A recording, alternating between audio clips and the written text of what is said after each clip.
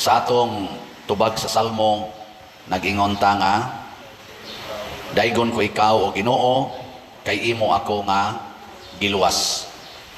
Dunay mga tulo ka mga generic nga mga kahimtang sa atong kinabuhi nga mangandoy gitas Ginoo nga iyatang luwason. Kay dili makaluwas nato si bisan kinsa o ang kwarta. Una, kaning kasakit, pains. Kasakit ba?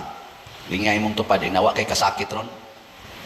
Di na mabayrag kwarta, ang uban managhikog na lang kay bisag unsaon panimog hatag kwarta, di na gina mabayran ang kasakit. Ikaduha, ang sakit. Sakit. Kaning mga illness. Why kwarta sad nga bayad ana aron maayo ang imong yung sakit. Labi na moabot nag stage 4 ana nya mga kidney failure, mga aneurysm, wa na gina bisag unsa pang kwarta mo bitaw kaning babae diri sa atong sa atong ebanghelyo, wa na gyud mapugni bisag hulot na lang iyang kwarta. 12 ka tuig antos niya siyang hemorrhages, wa gyud mo tang-on. Og ang katapusan kining kamatayon. Wa gyud tao way kwartang makapugong sa kamatayon. Ilingay imong tupad. Ina gusto kang maluwas sa kamatayon? Ha? Nya, unsa may solusyon? Kadtong mga dunay kasakit, muduol ni Hesus, mahupay. Mawa ang ilang mga kasakit. Kadtong naay sakit, sama sa babae, sama sa sanlahon, muduol ni Hesus, muhikap or gihikap ni Hesus, naayo dayon, mga buta, mga bakol, mga giyawaan, mga patulon, mga ayo, mga bungol amang. Ambot kang batignaong, wa man sa gibutang diri nga batignaong ni gwapo, ni gwapa. Pero amot lang na ba wa ano? Mabitaw ako sa una si kog hangyo nga mo gwapo unta ko, si kog inat sa kong ilong, rosaryo pa kog maayo. Wa man gyud. Usa ra day solusyon. Unsa man? Pag binuotan. Pag binuotan na nako, so dagan na kay kog uyab. Niya karon kay pare naman ko, di naman ko pwede manguyab. Binuotan lang gyapon. Daghan kay palit og slat. Di ba? Binuotan lang. Nabi tayo nagpa-picture na ako diri. Nasiyat yun ko niya. Hala, pader. Nga naman. Ingon niya nga, kagwapo, gidain mo. Nakula. Masa ka ni siya? Tarong pa ba ka ni siya panghuna-huna? Pero tingin niya ikaw. Kagwapo, gidain mo pader. Ako murag di magitingali nga akong naong iyang nakita. Kaya ako lang yung naong. Bisan ako, ako kauyon sa akong naong. Kamo, tuo mo siyang gisulti.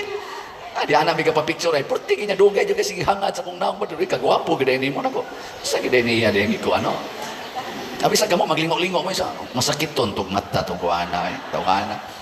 Pero basi giayo siya sa Ginoo, no? Giayo kay daghan pero mga asawa nga gibatian na kay naong sa ilang bana. Pero sa una gwapo biya kay na ilang bana, sa ilang paminaw, mukilig na sila, inigbisita. Manana na sila. Pero karon, magsige na gyud lambi ra patio ni animal nako. Daghan sa mga bana nga sus, murag yung di maghigwaos gyud. Haro lang yun makakita sa iyang uyab na kanarong iyang naasawa karon. Pero karon, so ang bana magsige nagtanaw sa silingan.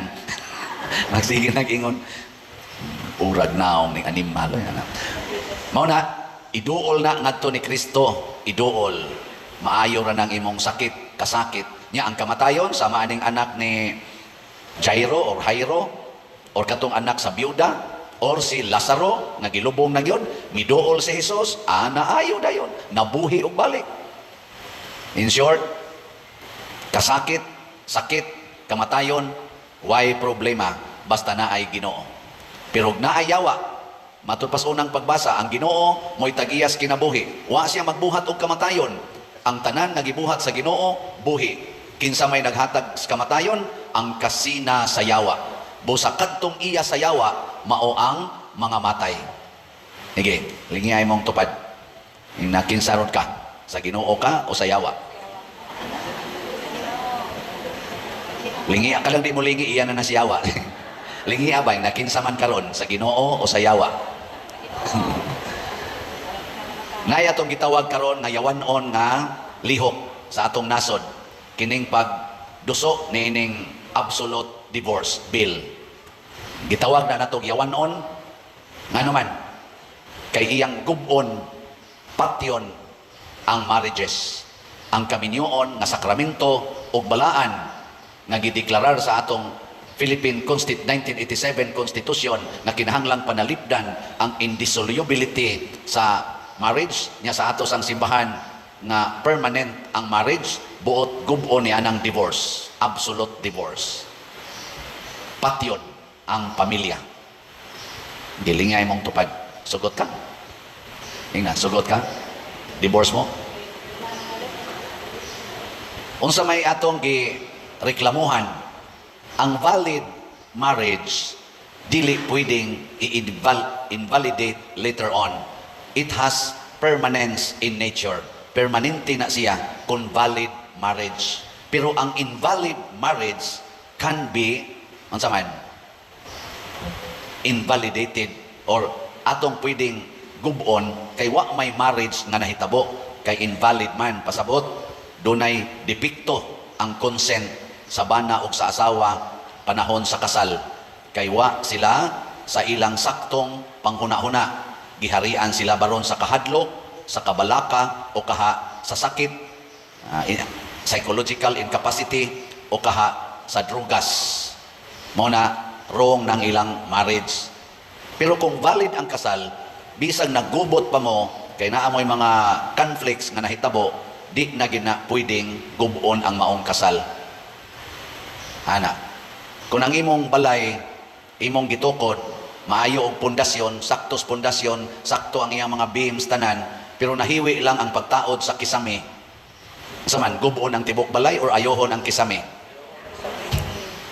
Wa lang kakauyon sa pintal, unsa man, gubon ang tibok balay or usbon lang ang pintal? Ana. Or ang mga sira, nangahiwi na, nangatangtang ng bisagra, hastang bumbong, nangatangtang na sad kay lata-lata na, gubuon ang tibok balay o i-repair? May manday kay mo, ana. Di ba? Kanang imong naong, unsa man, og di nakakauyon sa imong buhok, sa imong kilay, o sa imong pilok, patyo ni imong tibok lawas, o alim-alimon lang ng imong naong? At di man na lang na kanang murag na ay depekto. Kung ang imong bana nangabit, unsa man na?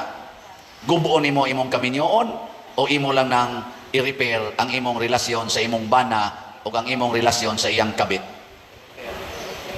I-repair lang. Kung nasuko ka, pasaylo Ana. Ano man di ay? Di din na mahupay ang imong kasakit. Ingka di gyud pa der, iduol sa Ginoo. Maobitan ako, iduol sa Ginoo. Matod pang Kristo, come to me, all of you who are heavily laden, and I will give you rest. Iduol. O kanang imong bana masakito na kay nagsigig suyop, bangag na nagutok, din akasabot sa imong isulti, sige na lang pangawat, sige na lang panggubaan ang inyong makuan, hastang inyong mga butang gipamaligya na kay porti ng adika. Unsa man na imong gubon ang inyong marriage or imo lang i-repair ang imong relasyon anang imong masakiton nga bana? I-repair kay apil na sa imong panaad sa sakit o sa maayong panglawas hangtod ang kamatayon mubulag ka nato, o di ba? Imo ra na siyang i-repair. Unsa man pag-repair? Ihatag ang tanan ngadtos imong bana haron ibaligya ang tanan og ang mahibilin ikaw na lang og ang imong bana. Di ba? Og ang inyong mga anak siya patay misgutom pa dir, iduol ni Kristo, mabuhi ra na. Kaigi kog ilara pa dir, mamatay ra gyud.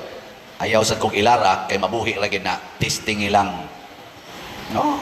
Yan na ganin nas Bible, testing Kadaghan din mga adik nag-serve na gani sa atong simbahan karon, na repair ang ilang pagka-adik. Nga magani pipila din nga ipapatay na lang unta. Pero effort yun ang pipila.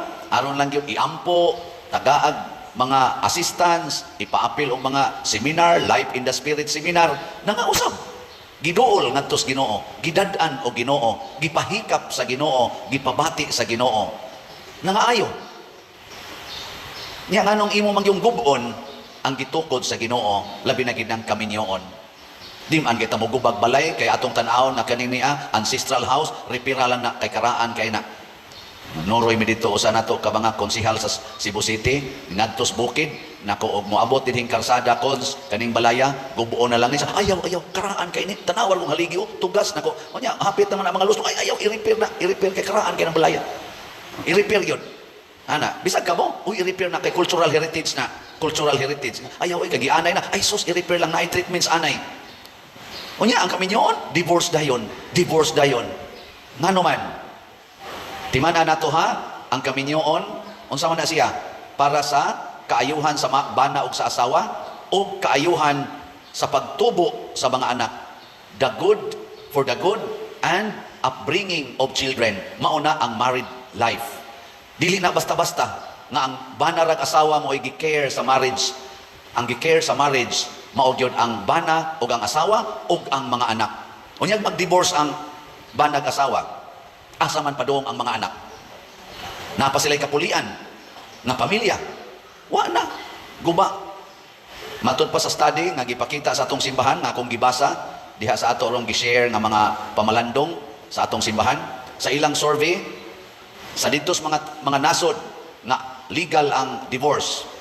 Ang first marriages nila dito 50% ang nag-divorce sa mga first marriages. 50% ang nag-divorce.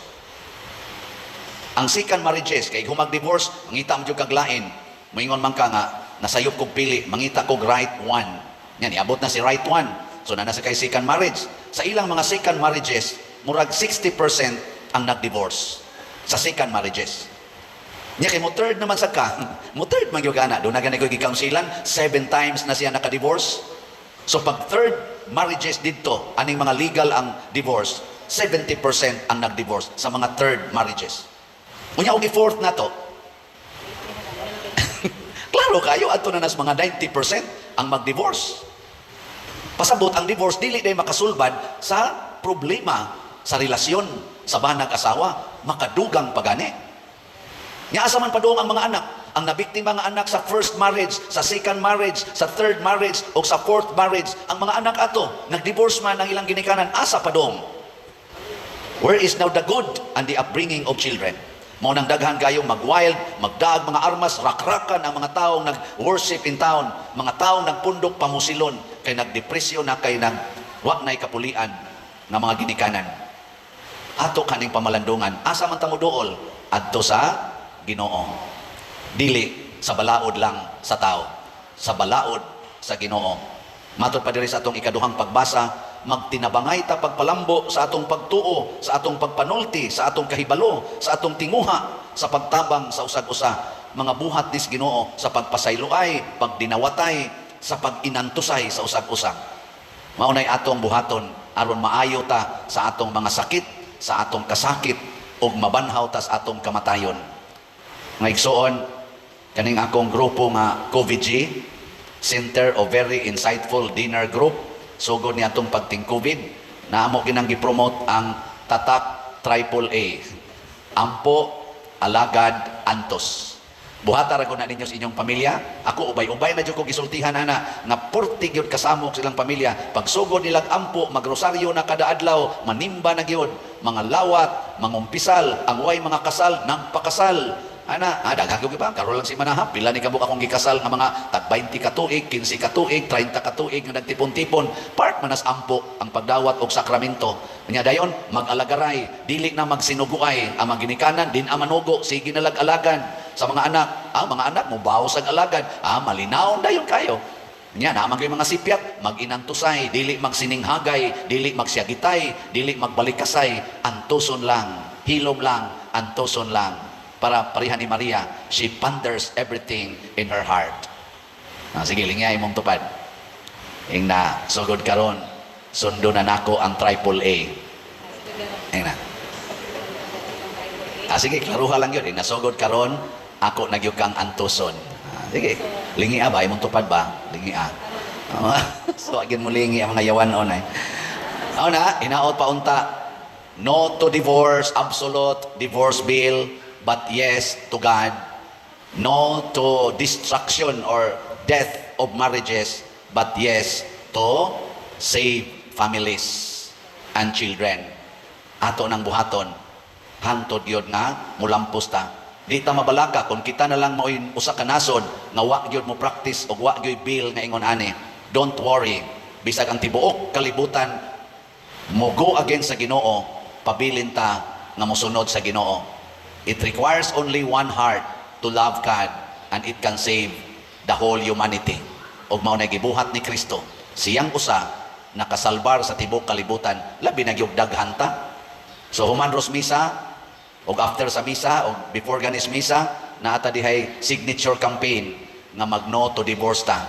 Karon Domingo ha o sa sunod nga Domingo ato nang mamirma ta diha. Pero kausara ta mo pirma ha, ayaw mo pirma kaduha bisan asa pang simbahana kay movement man ni sa atong archdiocese, ambot og movement ba sa ni sa other dioceses in the Philippines, sa atong archdiocese ni initiative ni Archbishop Palma nga mag-signature campaign ta to show sa atong protest against aning absolute divorce bill. Paminawon man nilag sa dili, mamirma ta from our heart. Nadias gawas. Nya sunod Domingo, mamirma gyapon ta katong wa ka pirma. Kausa lang ta mo pirma. Nya ato nang mapaubsanong isubmit ngadto nila on or before July 15, ato na nang mahatag unta ngadto sa atong kanang Archdiocesan office. Aron ila na nang isubmit ngadto sa proper forum sa atong gobyerno. Hopefully, maminaw sila nato. Ug manghinaot sad ta, hikapon untang kasing-kasing nining ato mga lawmakers nga dili lang sila pro human beings, but above all, mahimo gid silang pro God, who is the author and the source of all good.